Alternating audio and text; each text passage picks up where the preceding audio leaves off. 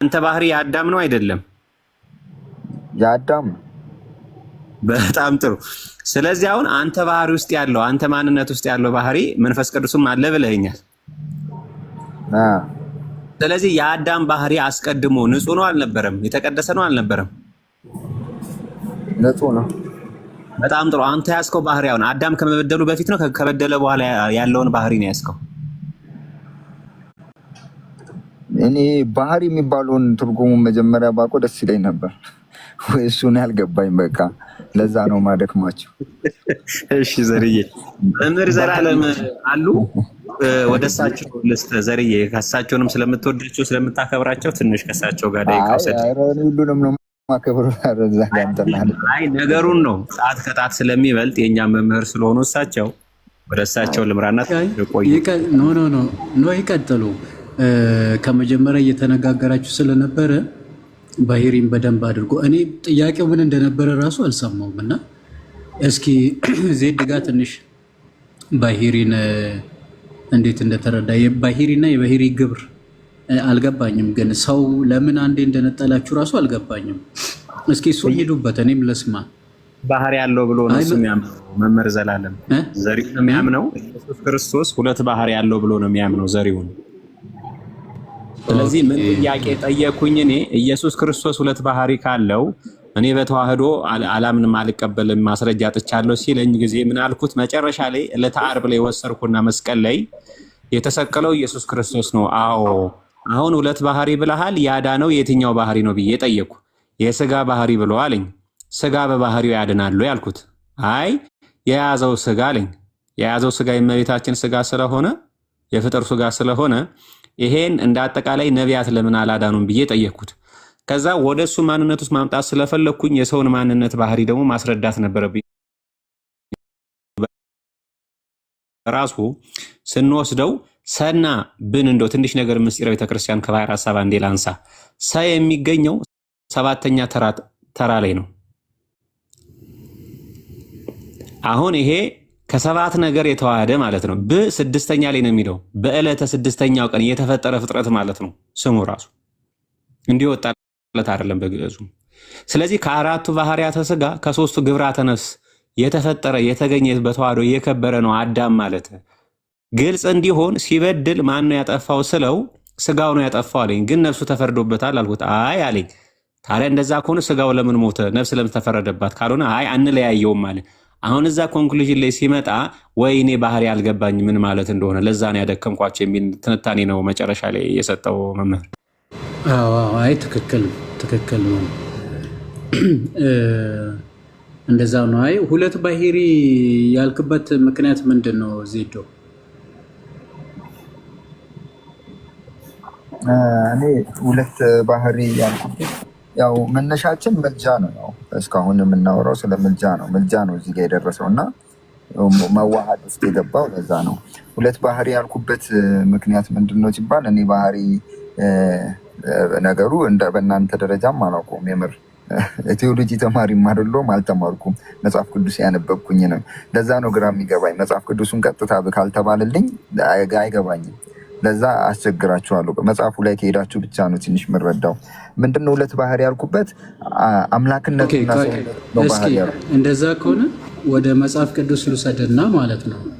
ለምሳሌ ጌታችን ኢየሱስ ክርስቶስ ሲጠመቅ ማለት ነው። ድምፄ ልክ ነው? ይሰማችኋል? ይሰማል። እሺ። አብ በደመና ሆኖ የምወደው ልጄ እርሱ ነው እርሱን ስሙት ብሎ ሲናገር ሰምታል አይደለም ዘሪ?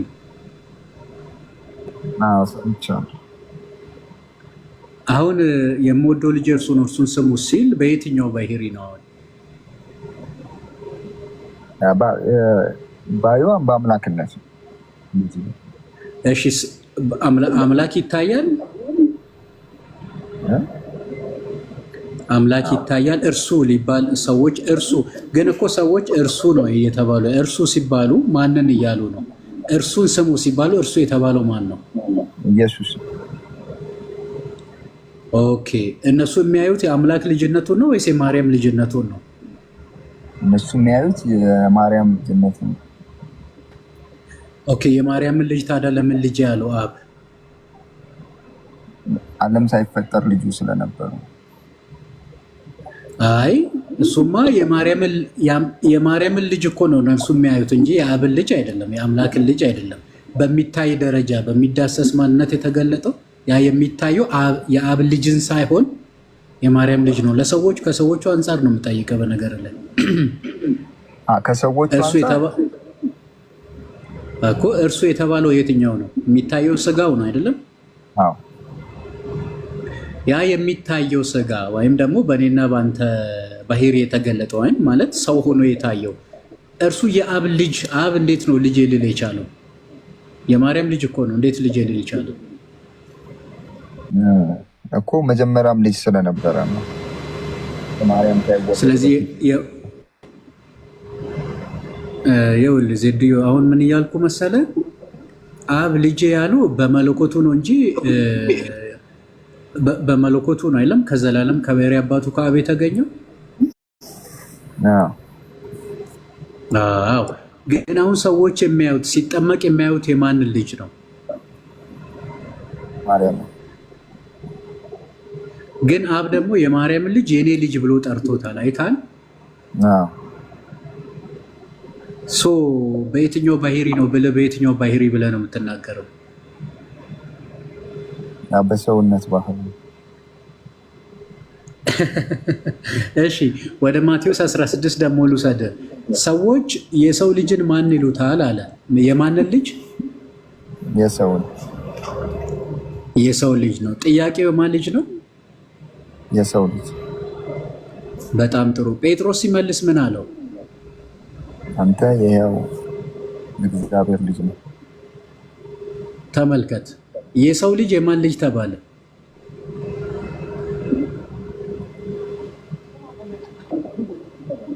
ሄሎ፣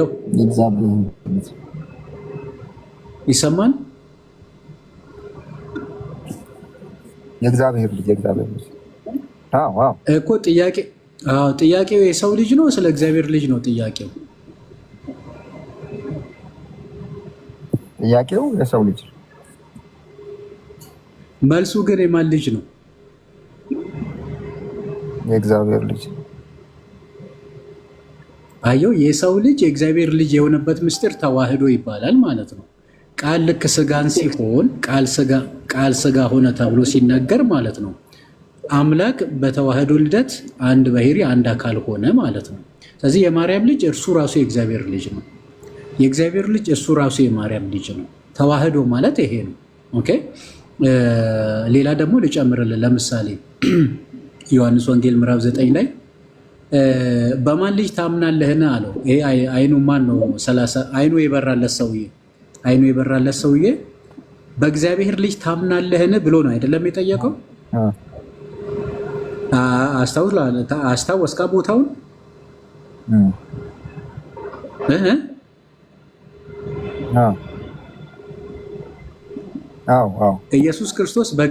ኢየሱስ ክርስቶስ በእግዚአብሔር ልጅ ታምናለህን ብሎ ነው አይደለም የጠየቀው?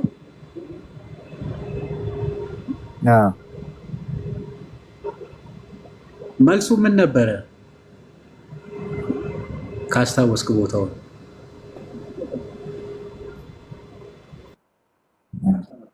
አይ እንደዚህ እንኳን አላውቀውም። ቃል በቃል አለ ነው። እሺ ቃል በቃል አላውቀውም።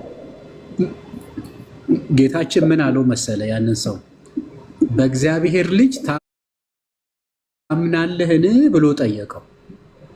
ያ አይኑ የበራለት ማን ነው? በደረቅ ግንባር ላይ አይኑ የተፈጠረለት ሰው ደግሞ ምን አለ መሰለ? ጌታ ሆይ አምንበት ዘንድ እርሱ ማን ነው ብሎ ተናገረ። አምንበት ዘንድ እርሱ ማን ነው ብሎ ተናገረ። ተመልከት፣ ጥያቄ ማን ልጅ ነው? የእግዚአብሔር ልጅ። አምንበት ዘንድ እሱ ማን ነው ብሎ ሲናገር አይተህማል፣ ከአንተም ጋር የሚነጋገር እርሱ ነው አለ። የእግዚአብሔር ልጅ ታይቷል እንደ አንተ በምታየው? አሁን እሺ ልጠይቅ፣ በየትኛው ባህሪ ነው እንደው ተቸገረን። በየትኛው ባህሪ ነው የእግዚአብሔር ልጅ መባል ያለበት?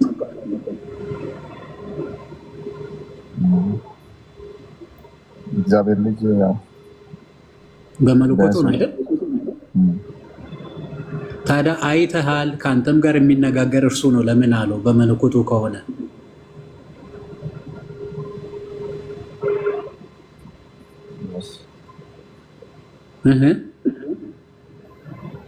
እሱ ያው በሰውነቱ ስላየ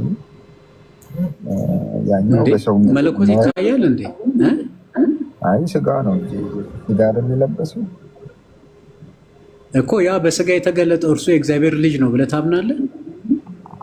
አዎ ቅዱስ የእግዚአብሔር ልጅ ይላል መጽሐፉ። ታዲያ እሱ እኮ ተዋህዶ ማለት እሱ እኮ አሁን ባህሪ መክፈል አትችልም። እዚህ ጋር ከከፈልክ እነዚህን ጥያቄዎች መመለስ መቻል አለብን። ሁለት ባህሪ ካልክ ጌታ በእግዚአብሔር ልጅ ታምናለህ ነው ያለው። መልሱ ደግሞ አይተሃል፣ ከአንተም ጋር የሚነጋገር እርሱ ነው አለ። መለኮት አይታይም፣ ፊት ለፊት አይነጋገርም። ገብቶሃል? እግዚአብሔርን ያየ አንድ እሱ እንኳን የለም ተብሎ ስለተናገረ ማለት ነው መጽሐፍ። ግን በሚታይ በማርያም ስጋ ስለተገለጠ ያ የእግዚአብሔር ልጅ በተዋህዶ ልደት የማርያም ልጅ ሆኗል።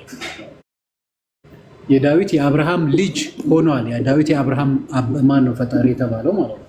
አንድ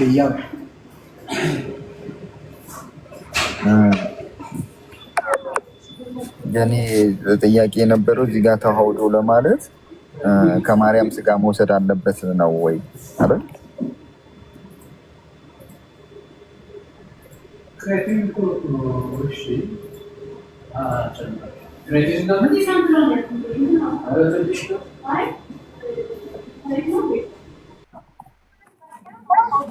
ለምሳሌ ምናልባት ዶክተር ስራ ላይ ይሆናሉ።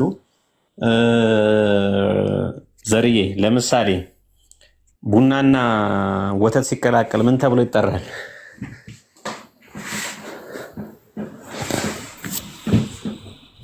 እነዚህም እንደሚጠጣ ሰው ነበር መጠየቅ። ምን ያልወድም ሁለት ነው። እሺ ውሃና ኮካ ሲቀላቀል ምን ተብሎ ይጠራል? እሱ ደግሞ ካከበርኩ ይባል ያው ምንድን ነው ቅልቅል? እኔ እንጃ። እሺ አንድ ጥያቄ ልጠይቅህ። ሁለት ሻማዎች አሉክና አንዱን ሻማ ለኩሰ በአንደኛው ሻማ አንደኛውን ለኮስክ። የመጀመሪያው ሰዓት የትኛው ላይ ነው ያለው? አንደኛው ሻማ ላይ።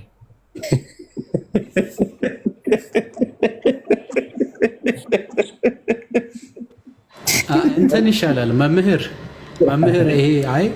ይሄ ሁለት ባህሪ ምናምኑ ይቅርና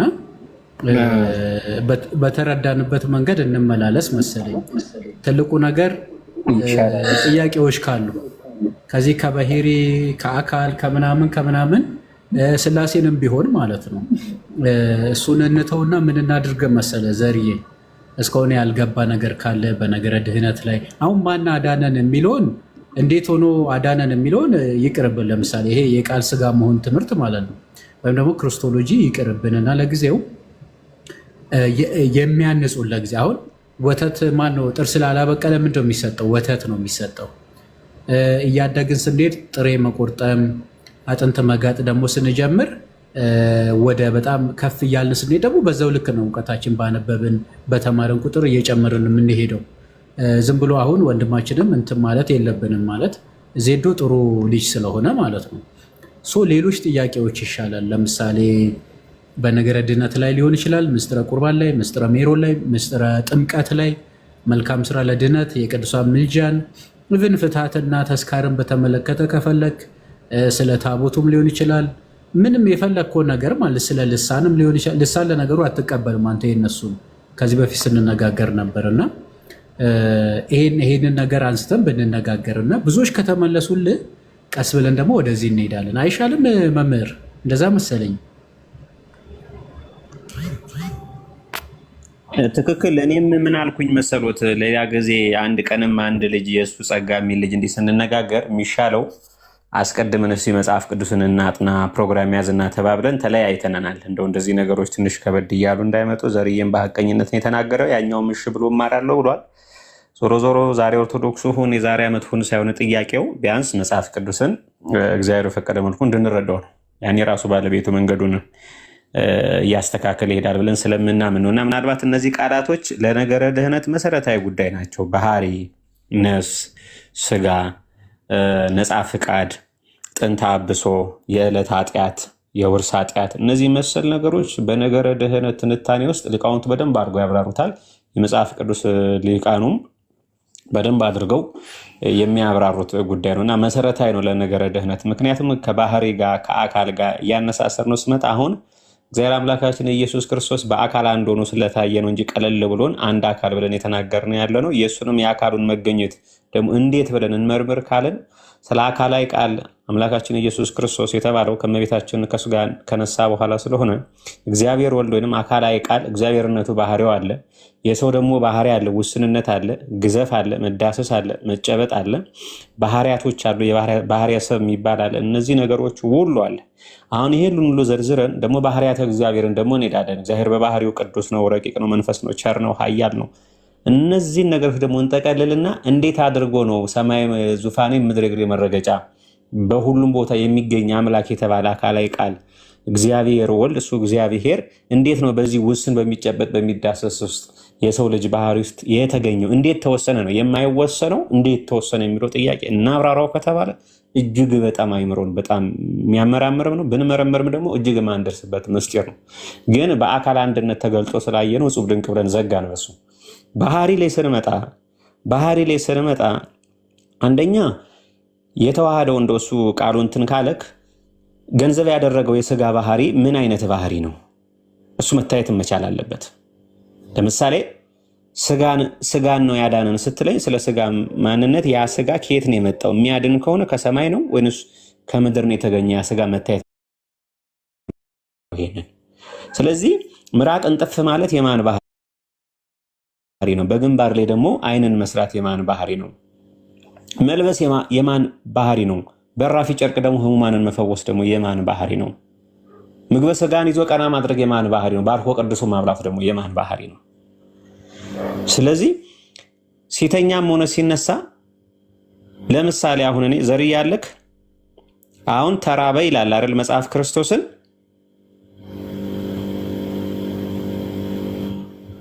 አሁን የትኛው ባህሪ ነው የተራበው? ተጠማው ሲል የትኛውን ባህሪ ነው የተጠማው? ምክንያቱም ኢየሱስ ክርስቶስ ማለት አምላክ ነው ካልን ስጋውን ለብቻ አምላክነቱን ለብቻ የምናጠይቅ ከሆነ አምላክ በባህሪው ደግሞ አይጠማም፣ አይራብም። ስጋው ነው ካልን ደግሞ አምላክ ነው ብለን እየተናገርን ነው። ስለዚህ ቅድም መምህር ዘላለም በማቴዎስ ወንጌል ምዕራፍ 16 ላይ በፊልጶስ ቂሳርያ ሐዋርያትን የጠየቀበት ምክንያት ዛሬ ዓለም ከ40 ሺህ በላይ ክርስትና እምነትን ዶሚኒሽን መስርቶ የተገኘው ይህችን ቃል ባለመመስከሩ ነው። የሰው ልጅ ሰዎች ምን ይሉታል ሲል አንድም በሐዋርያት ልቦና ያለውን የተናገሩት ሊያናግር ስለፈለገ እግዚአብሔር ምስጢር ሊገልጥ ስለፈለገ፣ አንድም በሰዎች ዘንድ ስለሱ የሚነገረውን ነገርም እነሱም አውቀው እንዲረዱት ጭምር። የሚገርማችሁ እግዚአብሔር አምላካችን ኢየሱስ ክርስቶስ ምስጢረ ስጋዌ ነው የጠየቃቸው። ከአንደበቱ ያወጣው የሰው ልጅ አለ ሰው የመሆኑን ምስጢር። የሚገርመው ግን ቅዱስ ጴጥሮስ የመለሰው ግን በተቃራኒ ነው።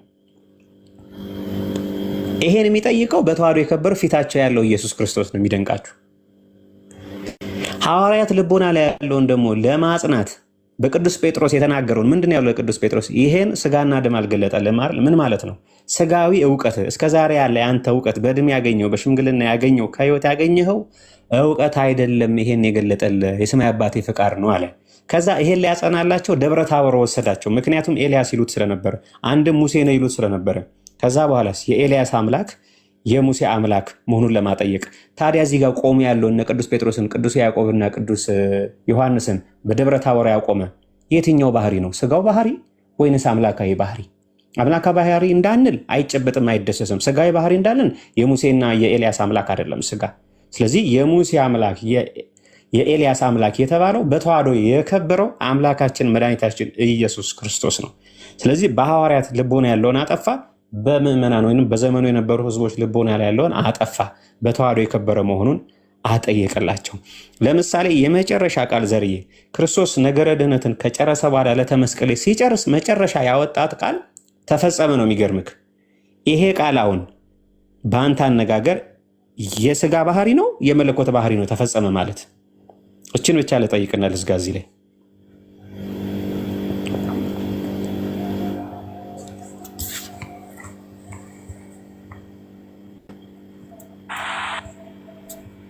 ይሰማል። ዘርዬ ተፈጸመ ያለው የሰው የስጋ ባህሪ ነው የአምላክ ባህሪ ነው ተፈጸመ ያለው? ይህን ግን እኔ በሌላ ነው ማየው። የተፈጸመ ያለው እኔ ህግና ነቢያትን ልፈጽም መጥተው አለ። ከዛን ፈጸመው ተፈጸመ ብሎ እኮ ቅዱስ ነፍሱን እኮ ቅዱስ ስጋው ለየ እኮ። አምላክ ነው ስጋ ነው የፈጸመው? በስጋ ነው እንዴ? የነቢያትና የእነሱን ትንቢትና የሰው ልጅን ድህነት ስጋ መድኃኒት መሆን ከቻለ ነቢያት ለምን መድኃኒት አልሆኑም? እነሱ እኮ አንደኛ የማዳን እንትንም አልተሰጣቸውም።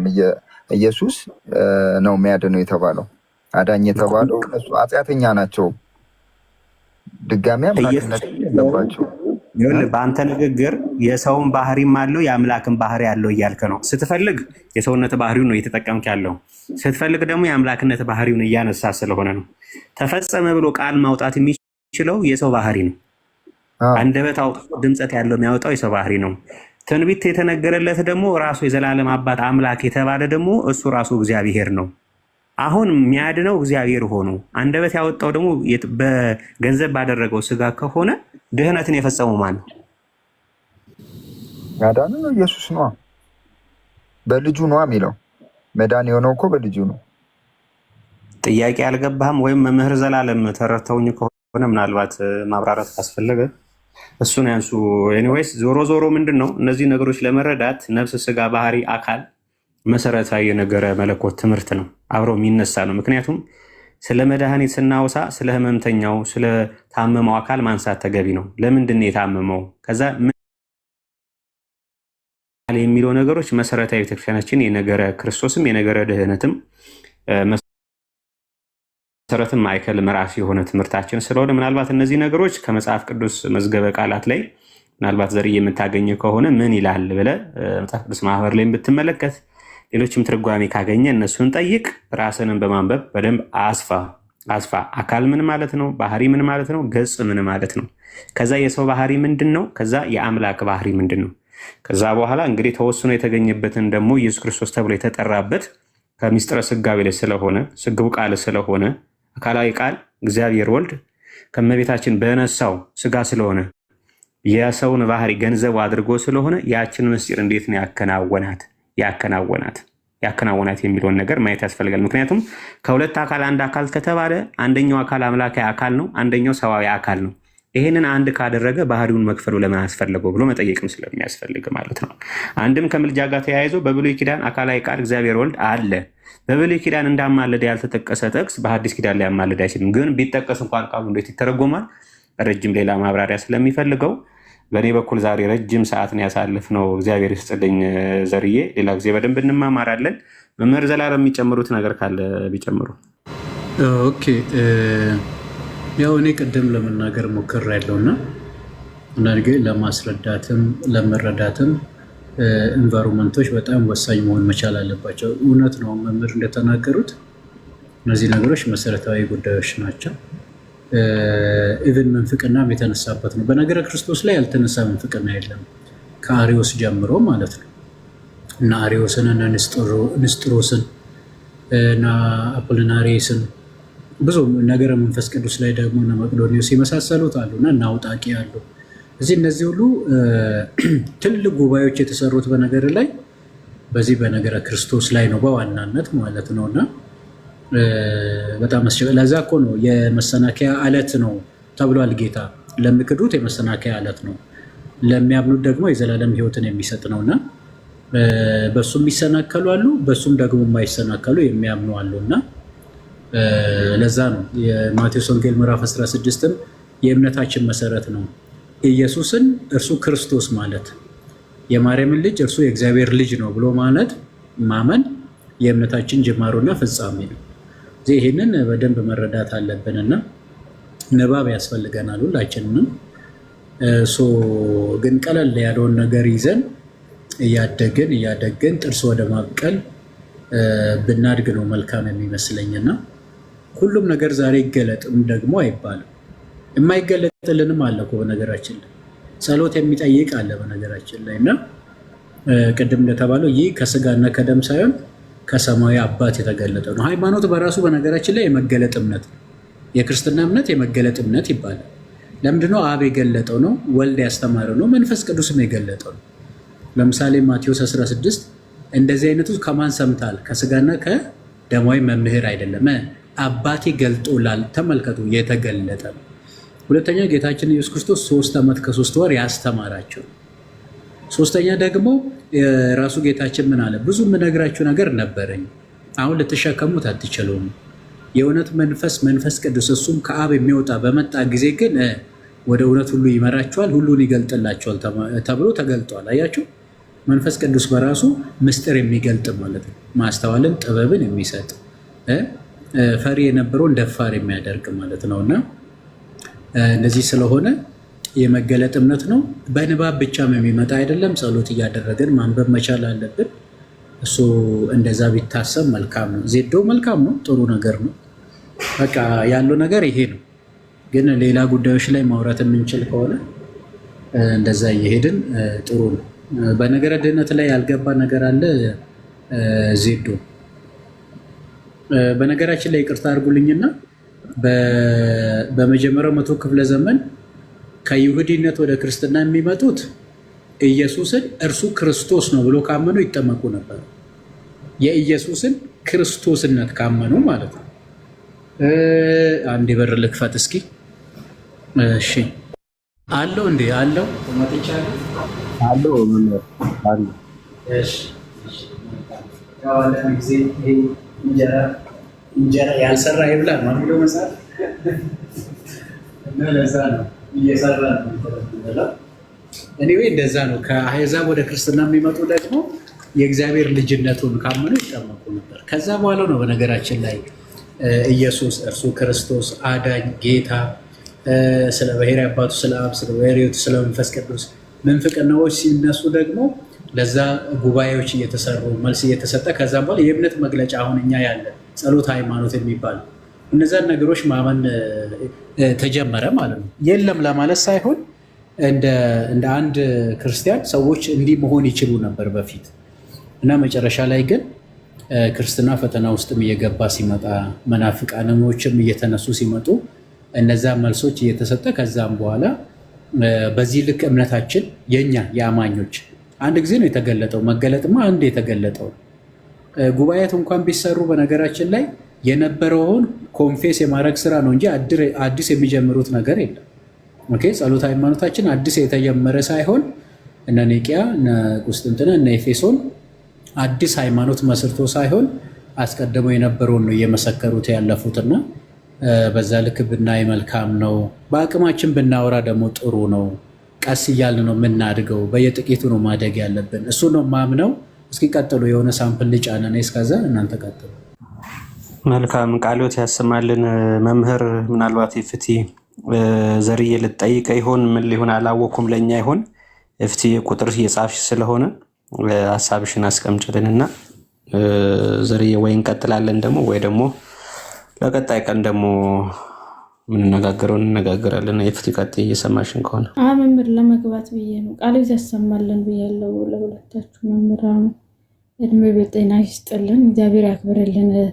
ብዙ ተምሬያለሁ። አይ እኔ ለመግባት ነው አንድ ቁጥር ይጻፍ አልታይ ብዬ ነው መምህር። አይ ጥሩ ዘርዬ ሀሳብ አለ አስተያየት፣ ምናልባት ወይ ደግሞ ድካምም እንዳይኖር ሁሉ መቼም ሮም በአንድ ጀንበር አልተገነባችም ይላሉ እነዚህ የዓለም ምሁራን፣ በተለይ ደራሲያንና እነዚህ ሊቃውንት። ችግር የለውም። አሁን ቤት ገብቻለሁ እና ምንድነው እኔ የተረዳሁትኝ የሰውን አንቀው መግደል ነው የሆነው እና እሱ ገብቶኛል። እሱ ባይሆን ኧረ ዘሪ ተው አይደለም፣ ግድ የለም እንትኑን ነው እኔ መጀመሪያ ጥያቄን መረዳት ከዛም ጥያቄን መመለስ። የኔ ጥያቄ ምን አልኩኝ መሰለህ? ግን ሁለት ባሕርይ ብለህ ስታነሳ እኔ 3 የመጽሐፍ ቅዱስ ክፍሎችን ጠቅሼ ነው የጠየቅኩ። ለምሳሌ ማቴዎስ 3፣ ማቴዎስ 16፣ ዮሐንስ 9ን ጠይቄ ከዛ አይ ለመመለስም ለማስረዳትም ለመረዳትም ትንሽ ጊዜ ቢያስፈልገን አልኩ እንጂ እኮ እኔ በፍጹም አላንቀም እና ናታኒም ደግሞ ምንድነው ወይ እሺ፣ ስለ ምልጃ ግን ያው ተጨባብተናል አይደል? የምልጃን ነገር አልቋል አይደል እኮ። አይ ናታኒም ባህሪን ካሳዩክ ግድ የለም እንትን ልበልና እነሱም ብዙ ጨምሩ ነበር። አሁን መምህር ዘላለምም ስለመጡ በደንብ ይነግሩን ነበር እና የኔን ጥያቄ ከአንተ ጋር ያወራ ነው። ቢታኒያም ቤተ ቢታኒያም በደንብ ሰምቶኛል። ግን እሱ አሁን ያሳየኝ ነገር አለ። ያሳየኝ መረጃ ያስቀመጠልኝ ነገር ነበር። ይፈርዳል የሚለውን ቃል በቃል አሳይቶኛል። ያ ነገር አሳምኖኛል። የምር ሌላ ጎንዮሹን ትቼው ማለት ነው። እኔ የምፈልገው ትምህርቷን ስለሆነ በማይገባኝ ነገር እኔ ብዙ እንትኑን አልቻልኩም። ምን ላድርግ? የፖለቲካ ነገር በዚህ ዞሮ ምናምን ነገር አልችልም። ወተቱንም ምኑንም ቡናውንም ምናምን አላውቀውም። እሱን እኔ ስለማላውቀው ነው። እና እኔ አሁን ስለ ምልጃ ወራን፣ ስለ ስጋ ወራን። ያኛው ሁሉ ያመጣ ምንድነው? ስጋ የሚባለው ይሄ ምልጃ የሚባለው ነው። ያማልዳል የሚለው እኔ ነኝ ወይ ያልኩት ነው ወይስ መጽሐፉን ያለው? መጽሐፉ ያማልዳል ያለው ከመጣ ያማልዳል የሚለውን መጽሐፉ ካለ እኔ ያማልዳል ብል ነውር ነው ወይ? እሺ የሃይማኖት አባቶች ደግሞ የፈቱበት መንገድ አለ። እሱ አምላክ ስለሆነ እንደዚህ አያደርግም የሚለውን ነገር ተባለ። እሺ እንዴት ነው ምልጃ ወደ ፈራጅነትስ የሚቀየረው? እሺ እሱም ከሆነ ትርጉሙስ ልክ ነው ወይ? እንዴት ልቀበለው ነው የኔ ጥያቄ። በቃ አጭር ነው። እንዲህ ተቀበለው ብላችሁ ስትነግሩኝ በቃ አለቀ። እኔ ተመለሰልኝ ማለት ነው። እዛ ውስጥ አልገባም። ነገሩ ብዙ ነገር አውቄያለሁ። ስለ ብዙ ነገር ነው ያወቅኩት። የምር ስለ ስጋም ስለ ሁሉም ነገር አውቄያለሁ። ይሄ ባህሪ ምናምን የሚባለውን እኔ ብዙ እንትኑን ስለማላቅ ነው። እሱን ደግሞ እንዳውቅ እንድማር እንዳጠና አድርጋችሁኛል። ስለማላውቀው እውነቴን ነው አላውቀውም። እሱን ባህሪ ምን ግን ሁለት ባህሪ የሚመስለኝ ነገር ስላለ ነው። አምላክነትና ሰውነትን ነው እኔ ባህሪ ያልኩት። ያ ልክ ካልሆንኩኝ እሱን የምታረም ነው። እሷን ብቻ በትነግሩኝ በቃ ቀላል ነው። ሁለት ነገር ነው የእኔ ጥያቄ። ምንድን ነው እሱ? ያማልዳል ይላል መጽሐፍ ቅዱስ። ስህተት ነኝ ወይ ነው? እኔ ስህተት ነኝ ወይ? መጽሐፉን ያለው ያማልዳለን እንዴት ወደ ፍርድስ እንቀይረዋለን? አቀያየሩስ ልክ ነው ወይ የሚለው ነው የኔ ጥያቄ እንጂ ሌላ ምንም አይደለም። ተባረኩ። እሺ አንድ ጥያቄ ልጠይቅ ተጨማሪ ካልሆነ በስተቀር ቆይ እሺ አይ ከኔ ቀጥሎ ትጠይቂያለሽ። ሮሜ 8:34 ላይ ተስማምተናል አይደል? ዘሪ ያንን ሁሉ ሰዓት ደክሜ እንደ አዲስ የሚጀመር ነገር የለም። አሁን የትኛው ጥቅስ ነው ለአብ ለወልድ ለመንፈስ ቅዱስ ምልጃ ተብሎ ቢጻፍ በእንደዛ አውድ በልመና አይፈታም አልኩ። አሁን ሌሎች ይጨምሩልሃል። ግን ምልጃ ተብሎ ስለተነገረ ለመንፈስ ቅዱስ መንፈስ ቅዱስ ወዴት ይማልዳል ብለህ ወዴት ትመልስልኛል? አብ ይማልዳል ተብሎ ስለተጻፈ ወዴት ተመልሰዋል? ይሄ በልመና ተብሎ አንተ ምን ብለህ ነው እስካሁን የምትፈታው? እኔ የምፈታው በእንደዚህ ብዬ ነው። መስፍኔ ነግሮኝ ነበረ። እስቲ ቀጣይ ይሄን አሳውቁ ይበል። እኔ ይሄንን አልከኝ ከአንድ ሰዓት በላይ ራሴ ማይክ ይዤ አብራራውልህ። አሁን ደግሞ ተጨማሪ እንዲያደርጉልህ የምፈልገው ሌላ ጥቅስ ላይ ደግሞ ሂድና ያብራሩልህ። ተመሳሳይ ከኔ ተጨባብጠናል ተባባል። እንደገና ደግሞ አሁንም እዛው ላይ ታጥቦ ጭቃ ከሆነ እነሱ ስለምን ይደክማሉ? ስለዚህ ቢያንስ ጥያቄህን ይሄኛው ተመልሶልኛል ይሄ ይቀረኛል እንኳን ብትል ጥሩ ነው። አሁንም እኔ ነኝ ጠየቀኝን ነው እነሱን እየጠየቀ ያለው ማለት ምን ሰዓት አውርታችኋል። አሁንም ምናልባት ጉንጭ ማልፋት እንዳይሆን የተለየ ትምህርት አናመጣም እኛ። ግን አንድ ጥያቄ ልጠይቅህ። የማቴዎስ ወንጌል ምዕራፍ 28 ቁጥር 18 አብ ወልድ ወመንፈስ ቅዱስ የተባሉት እነማን ናቸው?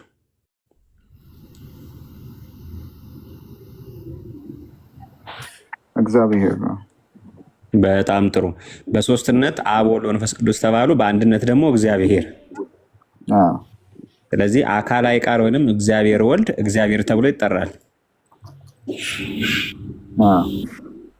በጣም ማስረጃ ቢባል የዮሐንስ ወንጌል ምዕራፍ 1 ቁጥር 1ን መመልከት ስለሚቻል ማለት ነው። እየተግባባን እንሂድ እንዳሁኑ።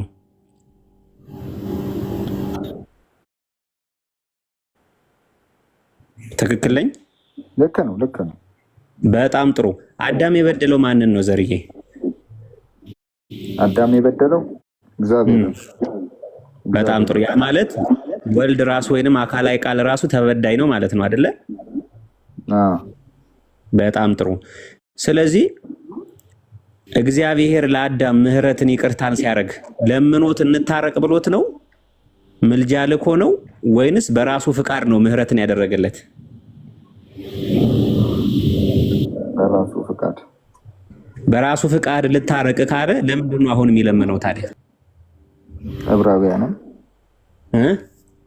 ዕብራውያንም እሺ መጽሐፍ ቅዱስ ማህበሬ ያስቀመጠውን የመዝገበ ቃላት ትቀበለዋለህ ዘሪ? ምን እንትን መዝገበ ቃላቱን ምን ተብሎ እንደሚፈታ መጽሐፍትን መሰረት ያላደረጉ ከሆኑ እኔ የተረዳሁት ምል ከሆነ እኔም ወይንም ደግሞ መንፈስ ቅዱስ የገለጠልኝ ከሆነ ኮንክሉዥን እየሰጣን ያለ ነው። ሎጂኩ ልክ አይመጣም። ለምሳሌ ዘሪ ኢዝ ኤማን ማን ኢዝ ሞርታል ካልኩኝ ዘሪ ኢዝ ሞርታል ነው መሆን ያለበት። ሎኬት አገኘው ስል መንፈስ ቅዱስ ገልጦልኝ ነው ያለብን። ምክንያቱም አንተም እያብራራህልኝ ያለውን ቅድም ምን የሚያሳየው መጽሐፍት ከመስፍኔ ጋር ረጅም ሰዓት ተብሎ ይተረጎማል። 26 ላይ መንፈስ ቅዱስ ስለኛ ይቃጥታል ይላል። ቅድም ያሳየው መጽሐፍ ላይ ደግሞ ያትሙ ላይ ደግሞ የተጻፈውን አንብበሃል። ትንቢተ ኤርምያስ ላይ ብንሄድ ማለደ ይላል እግዚአብሔርን። ተበዳይ ነው እሱ ራሱ። ስለዚህ ማላጅ ማለት ወይንም የሚማልድ ማለት እኮ የሚለምን ማለት ነው። አምላካችን ኢየሱስ ክርስቶስ ግን ማዳን ስለማይችል ወደ ሌላ አካል ለምኖ ሳይሆን ለዕዳችን ከሚያስፈልገን በላይ የሆነ ዋጋ ከፍሎ ነው ከሞት ፍርሃት ከሲኦል ባርነትም ነፃ ካደረገን በኋላ አይደል ወደ ቀደመ ክብሩ ገባ የሚለው። ለዚህ ነው ዕብራውያን 1:3 ላይ ሁሉን በስልጣኑ ቃል እየደገፈ አለ ኃጢአታችንን በራሱ ካነጻ በኋላ የሌለው ለመፍረድ። ለምሳሌ የመጨረሻ ንግግሬን የዛሬውን ላንሳለህ። በክርስቶስ ቀኝ የተሰቀለውን እንግዲህ በመጽሐፍ ቅዱስ በገነት አምላኩ ተናግሮለት እንደሚገባ የተረጋገጠለት ቢሆን በቀኝ የተሰቀለው ጥጦስ ተብሎ በትርጓሜያችን የሚጠራው ሰው ነው። ልክ ነኝ ዘርዬ?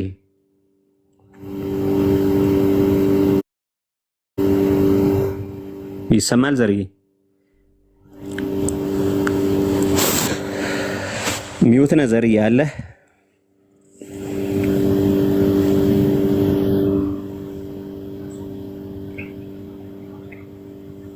ዘርዬ ሚውት ነህ? አለ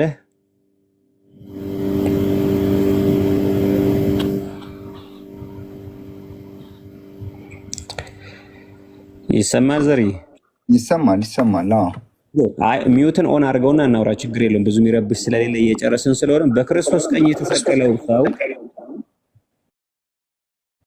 ወንጌል ምዕራፍ 23 ቁጥር 39 ስንመለከት ጌታ ሆይ በመንግስት በመጣ ጊዜ አስበኝ ብሎ አለው። እነሆ እውነት እውነት እልሃለሁ ዛሬ በገነት ከኔ ጋር ትሆናለህ አለው። አሁን ወደ ገነት መግባት ኃጢአት ይቅር ማለት ራሱ ባለቤቱ ኢየሱስ ክርስቶስ አሳይቶናል። ኃጢአት ተሰርዮልሻል እንዲሆናል ሲል ከአይሁድ ጋርም ትልቅ ጸብ የነበረው ይሄ ነው። ራሱን ከእግዚአብሔር ጋር ያተካክላል ብሎ ማለት ነው።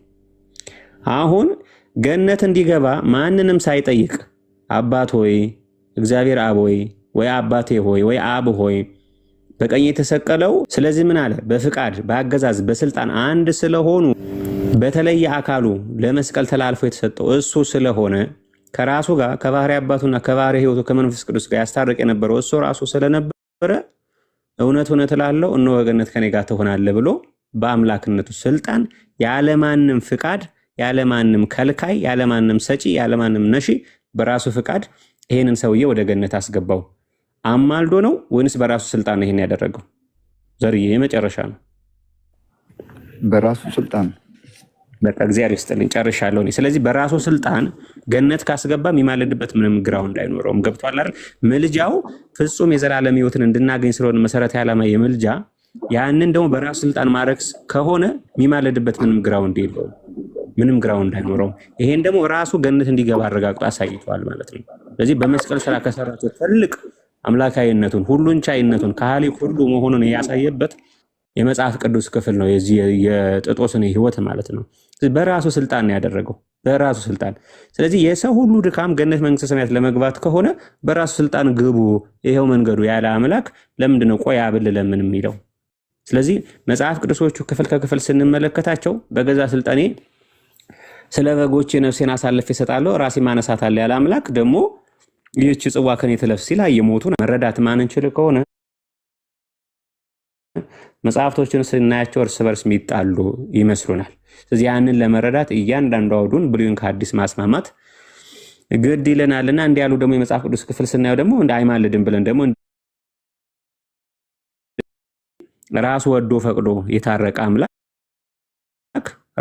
ራሱ ወዶ ፈቅዶ ደግሞ ወደ ገነት ግባ ወደ መንግስተ ሰማያት ግባ ማይልበት ምንም ምክንያት የለም። ሲመጣም ለፍርድ ሁሉ እንደ ስራው ከፍል ዘንድ ዋጋዬ ከኔ ጋር ነው ያለው። ሁሉ ስራ ከፍል ዘንድ አብን ጠይቄ ነው ዋጋውንም ከፍለው አላለም። ለሁሉ ዮሐንስ ራዕይ ምዕራፍ 22 ቁጥር 12 ለሁሉ እንደ ስራው ከፍል ዘንድ ዋጋው ከኔ ጋር ነው አለ። አብን ጠይቄ መላእክትን አማክሬ ጻድቃን ሰማዕታትን አማክሬ ሐዋርያትን አማክሬ ነቢያትን አነጋግሬ አላለም። ሁሉ እንደ ስራው እሰጥ ዘንድ ዋጋው ከኔ ዘንድ ነው አለ። አብ ጋር ነው አላለም። መንፈስ ቅዱስም ጋር ነው። ከቅዱሳን ስሙ የተመሰገነ ይሁን። የሰማያውን በረከት ያድርግልን፣ በዝነ ልቦናችን ላይ ይጻፍልን። ዘርሽዬ በእኔ በኩል ጨርሻለሁ።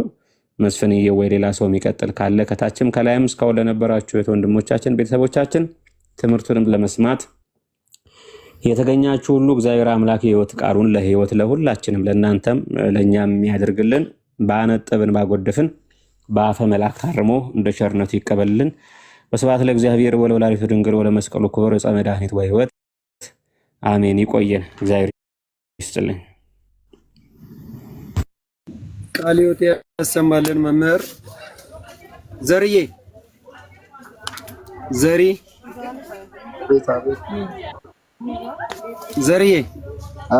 ካለ ግን መጽሐፍቶችን በማገላበጥ አስተምሮችን በማየት የተፈታበትን መንገድ በማጥናት በብዙ መንገድ አሁን የምንነግረ ነገር በአጠቃላይ ከሶስት ሰዎች መልስ ሰምተሃል፣ ከኔ ከሁለት መምህራኖቼ ሰምተሃል።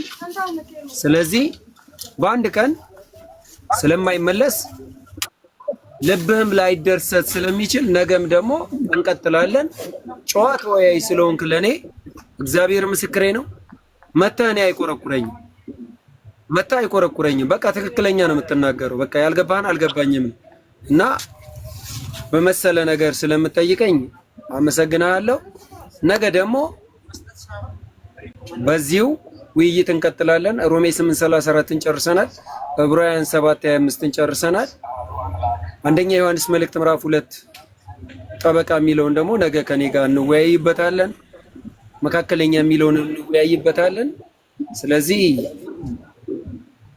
እስካሁን ግን በነበረን ያው ጥያቄ ይኖራል ብዬ አላስብም። ኤፍ ግን አንድ ሐሳብ አላት እህቴ። ያው ዛሬ ማዕቀብ የጣልኩባቸው ሁሉንም እኔ ነኝ። ያው ዘርዬ ሌሎቹ ቢጠይቁ አሁን ምክንያት እንዳታረግ ብዬ ነው። ዛሬ ቆንጆ ትምህርት እንደተማማረ እርግጠኛ ነኝ። ልክ አይደለሁም ዘርዬ? ልክ ነው። ቆንጆ ትምህርት ነው። በደንብ ልክ ነኝ አይደለሁም? ኤፍ ቀጥይ።